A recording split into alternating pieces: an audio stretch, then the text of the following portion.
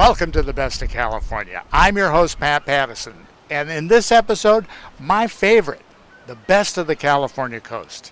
I've stopped here in Orange County in Seal Beach to have an incredible meal at Avilas El Ranchito. You're going to love this family story. We're going to head up to San Simeon and see the elephant seals up by Hearst Castle. Amazing preserve up there. San Diego, where we'll check out the San Diego Canoe and Kayak Club training for Olympians. And then what would a California beach story be without a little Baywatch? So we're going to go to Santa Monica, but we're going to tell you a different story. This one about Hispanic actor Leo Carrillo and the incredible legacy of his family in the founding of that city. So it's the best of the California coast. Let's get going.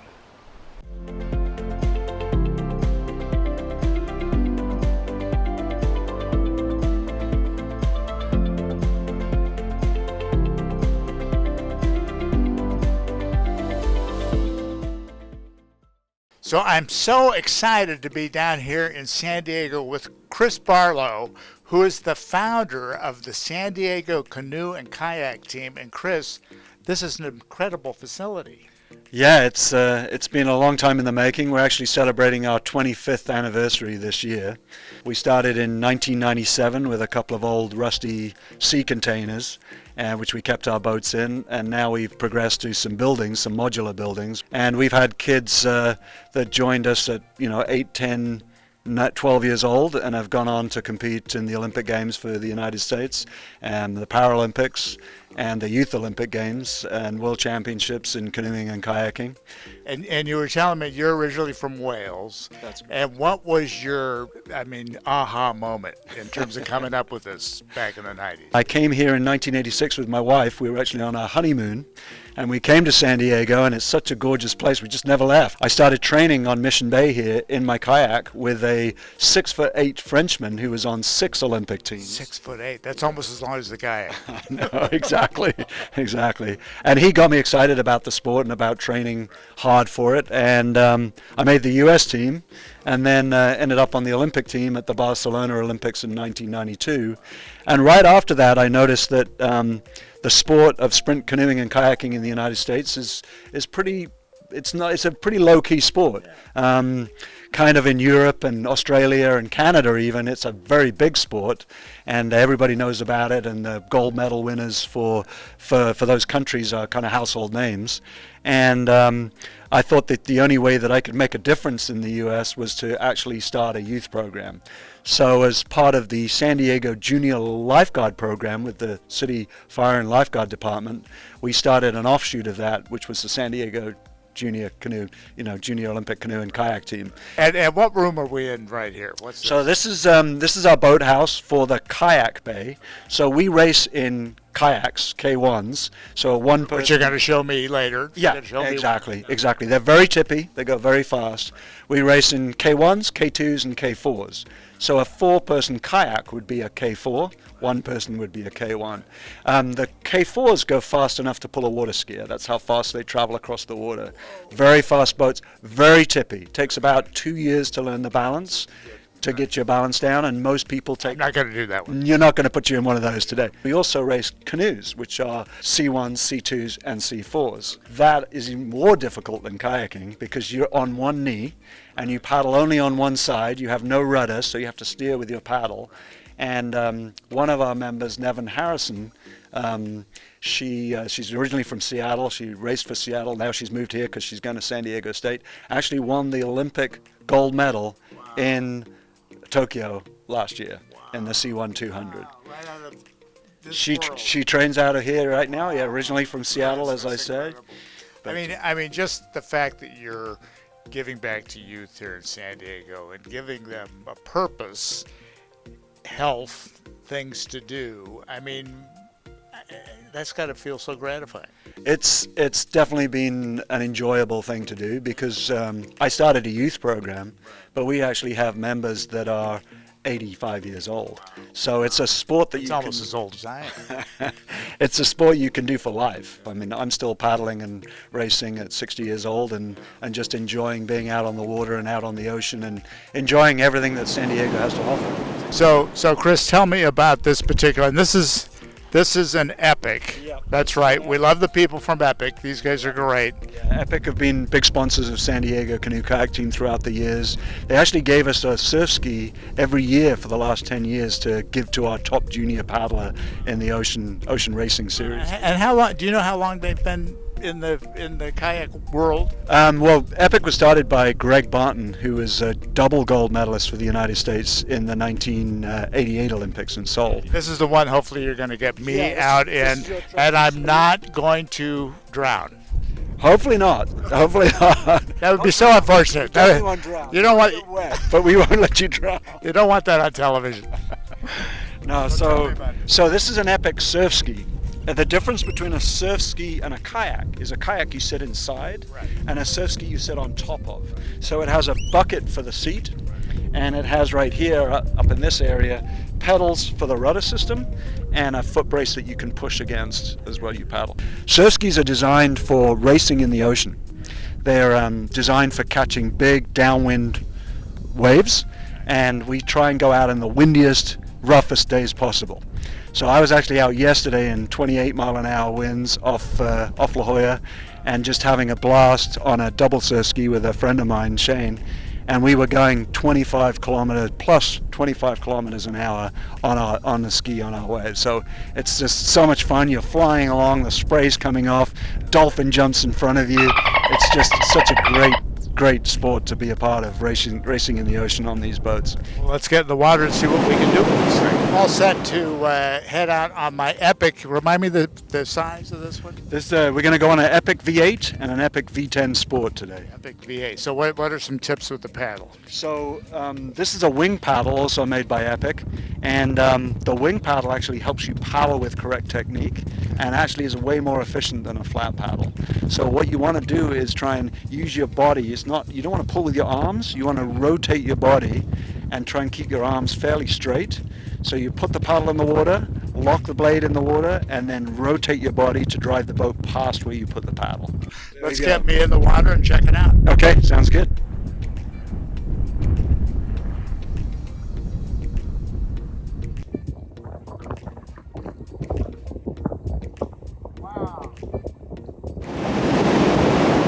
So Chris, that was so much fun. I love this Epic kayak, and you have been such a gracious host. This is such an incredible resource for anybody down here in San Diego. Yeah, we would love to see if you've got kids that are into water sports or just want to enjoy being out on the water, want to learn boating safety, bring them down to San Diego Canoe Kayak Team. You can look at our website at www.sdckt.net for San Diego Canoe Kayak Team.net, and come check us out. We're here most Saturday mornings on Fiesta Island at the Youth Aquatic Center, and we'd love to see you, whether you're 8 or whether you're 80. So I'm excited to be one of our best beach towns, Seal Beach. And we're at Avilas El Ranchito restaurant, and I'm with Elyse Smith. And Elyse, this is incredible. This is family run and operated. You have 13 locations. We do. Thanks for coming, Pat. We have been in business since 1966. And we are all family-owned, family-operated, family-loved, and there are 13 locations through Orange County and Los Angeles County. Wow, and your grandmother started this up in Highland Park, right? Yeah, Huntington Park in LA, yep. My grandmother started the business with my grandfather. She did all the cooking. He was in the front, and even my great-grandfather was washing dishes. You guys get together, so each individual restaurant's owned by a different person. Well, we get together once a month, and each month we do something different. So we usually pick one menu item, and we go through it, and we try from all the different restaurants to make sure we're being consistent with Grandma's recipes. A little competition involved to see who can get closest to Grandma's food. People vote and decide whose is best, or blind taste. Well, we blind taste, and then we vote, and then we talk about it after that. And I mean, to me, that's incredible that you're still so involved in the quality of your recipes. I mean, who instilled that in you guys? Yeah, absolutely. It's the most important thing for us. Our food is what we're known for, and we want to stay close to my grandmother's recipes. So the most important thing to do is be in the kitchen. And we spend time, we make everything fresh every morning. And so you have to be in the kitchen tasting your food, spending time with your food really to make sure that that quality is there. I want to spend some time with this food. So what am I going to eat? Well, we've got Mama Avila soup. So this is my grandmother's soup that I grew up eating at her kitchen table. And it is a rice and chicken breast soup, and it's garnished with fresh cilantro, avocado, onion, and tomato, and served with your choice of corn or flour tortillas. And your family, where was your grandmother from? So we are from Guanajuato, Mexico, from a small town called Pénjamo. So in Mexico, and then they came over here in 1966. That's incredible. And tell me about my drink. Absolutely. This is a blood orange margarita, and we have it Virgin in my case, or we'd have big trouble. Usually we serve it with a mezcal, and it is served with a chamoy and blackened sea salt rim. Wow, and this rim is half the experience. I mean, it's like a meal. This is incredible. Absolutely. We just came out with a whole new menu of summer margaritas, and this is one of the ones that's been most popular so far. Wow, and I'm going to try the guacamole, and you make this fresh, right? I'm salivating. I'm a mess right now. Yeah, so our guacamole is made fresh in-house every morning, and we're known for all the fresh ingredients, but especially the garlic that's fresh in there that we put in. This is all incredible. As soon as I finish chewing here, it's Pat Patterson. We're in Seal Beach, Avilas El Ranchito, Elyse Avilla Smith, and you got to support these local family-run businesses. We love local, and particularly here in Seal Beach and in California. I'm excited to be here at Palisades Park in Santa Monica with Tom Sanchez. And Tom, who is this lovely lady? This is the one and the only Arcadia Bandini de Baker, the first lady of Santa Monica, one of the founders of it, and the most important woman in California in the late 19th, early 20th century.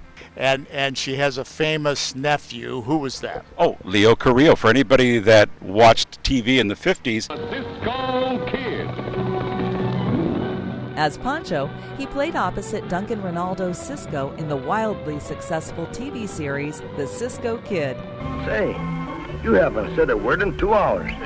He's go riding in so much dust, I got a little horses in my throat like you have.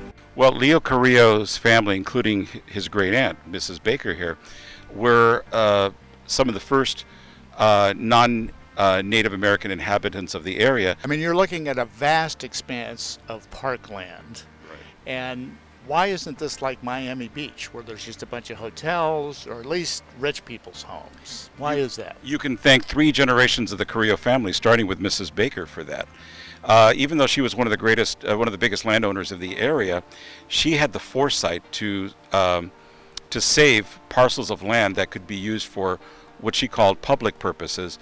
Later on, her nephew, Leo Carrillo's father, who was one of the earliest mayors of Santa Monica, she told him to use one parcel of land to create a cemetery, and another one for a public park.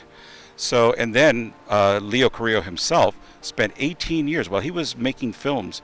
He was a member of the California Parks and Beaches Commission, which is a forerunner of the State Parks Department. And the Coastal Commission. And the Coastal Commission, yes. And he personally spearheaded the campaign to save Hearst Castle and Anza Borrego State Park. And also, I know Leo Carrillo was born downtown. Tell me a little bit about that. Yes, like all of the California families, Leo Carrillo was born in what was the ancestral family home, right on the plaza, right north of Olvera Street. And that was you could imagine almost like the mayor's residence, because his father's uncle was mayor of Los Angeles. Wow. So Tom, this is just an iconic image, the Ferris wheel. Absolutely. The surf breaking behind us. You can't get more LA than this. But you and I aren't in our red swimsuits. What's the red swimsuit connection to this place? Oh, Baywatch. Anybody that watched TV 20 years ago? Baywatch. So, and you said it was at Leo Carrillo and here. Yes, yeah. And tell just quick memories of that show in terms of what. Oh yeah, they would film first thing in the morning. So all those lifeguards that were supposed to be out, enjoying the sun, they were like freezing, at 7:30 in the morning, trying to get their first shots of the day. David Hasselhoff, Pamela Anderson. So, Tom, Pacific Park Yes. is a reference casting us back to Pacific Ocean Park, POP. Right. So tell us, you went there as a kid. Tell us what used to be around here. One of my earliest memories, I went on the basket ride that used to go out about a half a mile out in the ocean, and then it would return. I was about 3 years old at the time, and like, wow, Scared the heck out of you. Oh. And it was only here for a short period of time. Yes. But there's also many other amusement attractions that have been out here on this pier in this area. Absolutely. There was the original amusement park here at Santa Monica Pier. This whole South Bay was just like a pleasure pier palace, Yeah, and they used to eat, and those were the latecomers, because there also were the big bathhouses and the joy zones they had and fun zones. And the ballrooms too. A lot of major bands, including Lawrence Welk, got his start at the Aragon Ballroom over at Pacific Ocean Park. Yeah, of course. Well, here you go, Pacific Park. Come down and see it here in Santa Monica. And so here we are. We have Arcadia to thank for this beautiful park. We have Santa Monica, part of the best coasts of California, just within eyesight here. And I have Tom Sanchez to thank Mr. LA Tours. Thank you, Tom. You're very welcome, Pat. Thanks for having me here. I'm here at the Elephant Seal Vista Point with Kay Reed, who's from Napomo, and this is San Simeon. And Kay, do you come here a lot? Not often enough. This is incredible. Isn't it wonderful? Now, you grew up here in the area. Around Solvang. Okay. Yeah. So, I mean, in terms of the wildlife in this area, is this the weirdest thing you've ever seen? It's pretty crazy. Yeah. They're so huge. And the mating ritual that's going on? Yeah, and the pups. Should that be allowed to be seen in public? Well, I don't know. I guess it's legal here. I'm here with Eric and Chris from Los Angeles. What do you think about the elephant seals? Well, we just saw a real sex just right there. Sex on the beach. Sex on the beach, Only in and California. it was wonderful. I had never seen that before. You just can't. It's hard to get used to that. Well, it's hard to get used to the size of the male organ, because I had never seen it before, and it was right there. Elephant seal male organ. That's The elephant seal, wow. We hope the police will stay away. Yes. Thank you for clarifying, The Eric. elephant seal male organ. It was wonderful. That's great. So did you guys drive up today? Or? Yes. And is this a place that you come often? Or? About once a year. Oh, that's awesome. That's awesome. What part of Los Angeles? Palos Verdes. Palos Verdes. So you're down at the beach too. Yes. No elephant seals down there. No elephant seals. No, we have seals, yeah. So, in terms of watching coastal preservation, is this important to you guys? Absolutely, very important. Yes, So you're seeing glad to babies, and we saw babies being delivered. That was the year before. This is wonderful to be right there, be able to see nature right there. It's amazing. And I'm here with volunteer docent Phil Adams. And Phil, you've been around these guys. This is the weirdest group of animals I've ever seen in my life. Yeah, they have a very, very interesting life cycle. When they are at sea, which is 8 to 10 months of the year, they dive all the time. And they sleep underwater because they never come ashore. They sleep underwater. They stay underwater for 2 hours and go as deep as almost 6,000 feet. What are we watching them do now? Right now, this is the end of the mating or birthing season. Okay. Almost all the pups have been born, and all the pups that are up against the bluff there are weaned pups. The females have already mated. They nurse their pup for 1 month, and during that time, the mother's milk is so rich, it's about 60% fat, they gain about 10 pounds a day. And one of the things you'll see out there are those big males. And the big males are here 3 months of the year. They're going to lose 2,000 pounds. Oh my God. So one of the things that's very difficult for people to understand is how big they are when they're. And so I always try to have a thing that they can associate with. And I'll say, do you have a favorite football team?